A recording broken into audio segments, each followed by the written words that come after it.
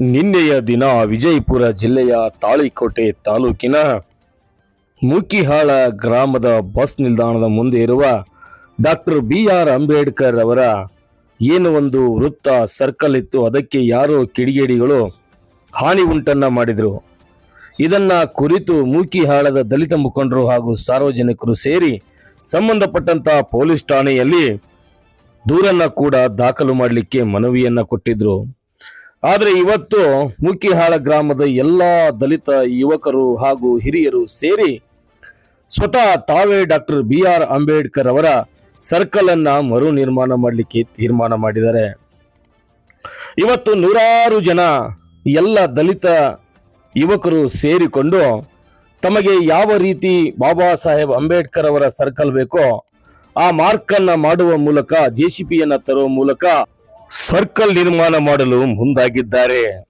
ನಾವು ಏನನ್ನ ಕಳೆದುಕೊಳ್ಳುತ್ತೇವೋ ಅದನ್ನ ಅಲ್ಲೇ ಹುಡುಕಾಡಬೇಕನ್ನುವಂತ ಹಿರಿಯರ ಗಾದೆ ಮಾತಿನ ಪ್ರಕಾರ ಯಾವ ಕಿಡಿಗೇಡಿಗಳು ಬಾಬಾ ಸಾಹೇಬರಿಗೆ ಅವಮಾನ ಮಾಡುವ ರೀತಿಯಲ್ಲಿ ಅಲ್ಲಿರುವ ಚಿಕ್ಕ ಸರ್ಕಲ್ ಅನ್ನ ಡ್ಯಾಮೇಜ್ ಮಾಡಿದ್ರು, ಇವತ್ತು ಅದೇ ಜಾಗದಲ್ಲಿ ಬೃಹತ್ ಮಟ್ಟದ ಒಂದು ಸರ್ಕಲ್ ಅನ್ನ ನಿರ್ಮಾಣ ಮಾಡುವ ಮೂಲಕ ಬಾಬಾ ಸಾಹೇಬರ ರಕ್ತ ನಮ್ಮ ಮೈಯಲ್ಲಿ ಹರಿತಿದೆ ಎಂದು ಮೂಕಿಹಾಳ ಗ್ರಾಮದ ಗ್ರಾಮಸ್ಥರು ಸಾಬೀತು ಮಾಡಿದ್ದಾರೆ.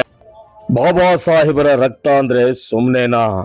ಯಾರು ಏನು ಕೇಳ್ತಾರೋ ಅದನ್ನ ಅಲ್ಲೇ ಕೊಡ್ತಾರೆ, ಅಲ್ಲೇ ಡ್ರಾ ಅಲ್ಲೇ ಬಹುಮಾನ ಅನ್ನೋದಕ್ಕೆ ಈ ಘಟನೆ ಸಾಕ್ಷಿಯಾಗ್ತದೆ. ಇನ್ನೇನು ಕೆಲವೇ ದಿನಗಳಲ್ಲಿ ಬೃಹತ್ ಪ್ರಮಾಣದ ಡಾಕ್ಟರ್ ಬಾಬಾ ಸಾಹೇಬ್ ಅಂಬೇಡ್ಕರ್ ಅವರ ವೃತ್ತ ಇಲ್ಲಿ ನಿರ್ಮಾಣ ಆಗಲಿದೆ. ಈಗಾಗಲೇ ನಾವು ಗ್ರಾಮಸ್ಥರನ್ನು ಸಂಪರ್ಕಿಸಿದಾಗ ಇದು ಕೇವಲ ಜೇಂಡಾ ಕಟ್ಟೆ ಮಾತ್ರ ಆಗಬಾರ್ದು, ಎಲ್ಲಿ ಡಾಕ್ಟರ್ ಬಾಬಾ ಸಾಹೇಬ್ ಅಂಬೇಡ್ಕರ್ ಅವರ ಮೂರ್ತಿಯನ್ನ ಕೂಡ ಪ್ರತಿಷ್ಠಾಪಿಸಿ ನಾವು ಬೃಹತ್ ಪ್ರಮಾಣದಲ್ಲಿ ಇದನ್ನ ಉದ್ಘಾಟನೆ ಕೂಡ ಮಾಡ್ತೀವಿ ಅಂದ್ರು. ಇದಲ್ಲವೇ ನಿಜವಾದ ಭೀಮವಾದ.